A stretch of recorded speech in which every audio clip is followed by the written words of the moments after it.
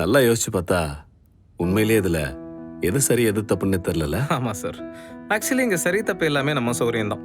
யோசிச்சு பாருங்க. கொலை பண்ண தப்பு ஜெயில போடுறாங்க. ஆனா இதுவே மனுஷனை தவிர வேற உயிர்கள், ஆடு மாடு கோழி, இதுல எதை கொலை பண்ணாலும் தப்பு இல்ல, தண்டனை இல்ல. ஏன்? ஏன்னா நம்ம சௌரியம்.